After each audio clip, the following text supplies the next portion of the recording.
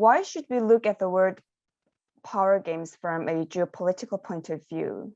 In other words, why geopolitics important? Because it's one of the determining factors in what happens. And if you don't include it in many studies of a situation, of a region, of a conflict in history, then you don't have the full picture. And sometimes this is very basic.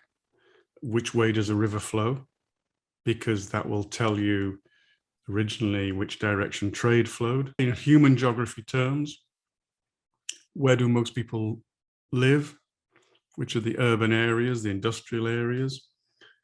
To learn of the natural geographic boundaries, to learn of the mountain areas, because mountain areas always produce individual cultures that cling on to their culture for longer than people in the flatland.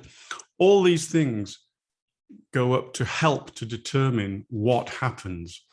And so if you don't study it, you're missing a big piece of the jigsaw. How does this affect the individual lives of people more specifically? Maybe you could give me an example. At the biggest level, the fact that China and India refused to stop using coal in order to keep their economies going, to give their people a decent standard of living, but the fact that they refused to do it has a direct impact on very ordinary people's lives in places where the sea levels are rising, or where pollution is driving problems for individual people. Towards the north is based on the distance of Seoul from the border. In other words, the range of what the north can hit in the south. That affects both your national policy on how you deal with Pyongyang, and it affects, I would have thought, you can tell me differently, the psychology of every single person living there. You know, if it goes wrong, you're in range. That's geography.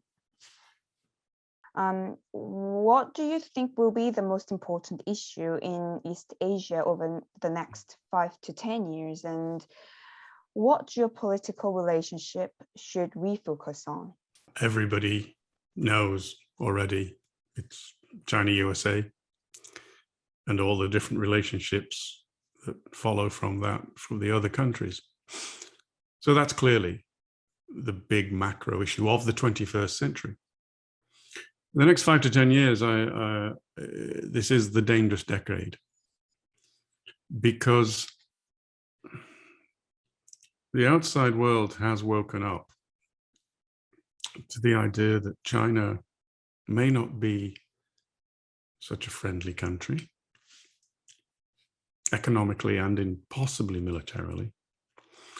And 20 years after it would have done this anyway, after being sidetracked, the Americans, by Iraq, Afghanistan and Iraq, they are now focusing.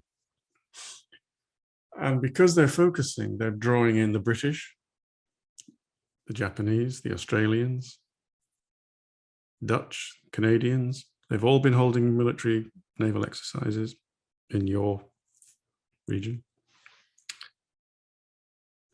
And the reason it's a dangerous decade is that China, we know they want Taiwan.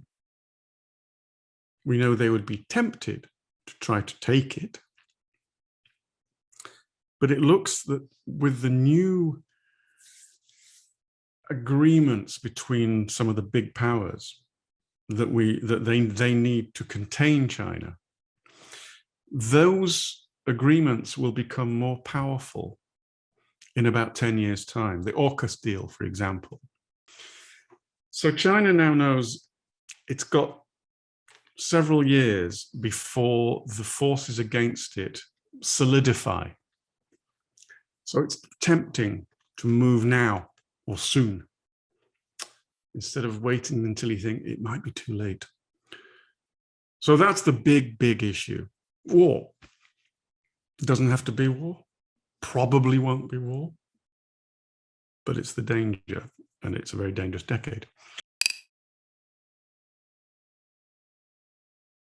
Thing about being caught between two bigger powers is always very problematic. There's a number.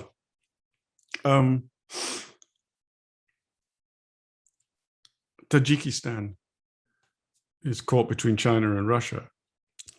And it's always, well, for the past 70 years, it's leaned towards Russia because Russia was the more dominant of the two big powers. But you look at the map, and they're a lot closer to China geographically than they are to Russia. And now, of course, the relationship has changed and China is the more powerful. So at the moment, Tajikistan is looking both ways and, you know, trying to feel its way towards where it's going to go. Finland is another one. I mean, Finland is a Western nation, a democracy, but it has a rather long border with Russia. And so Finland has always felt that it had to balance. It's always known, despite being a democracy and a Western European nation, it cannot be too antagonistic to its big neighbors. So Finland's always been this fascinating place in Europe that balances.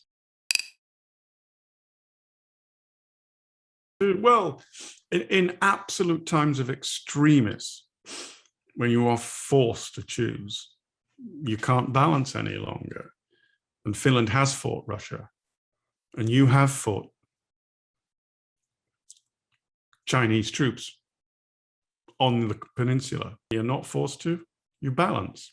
It's a very Western thing to always think there are solutions. I think it's more of an Eastern thing to understand sometimes you just manage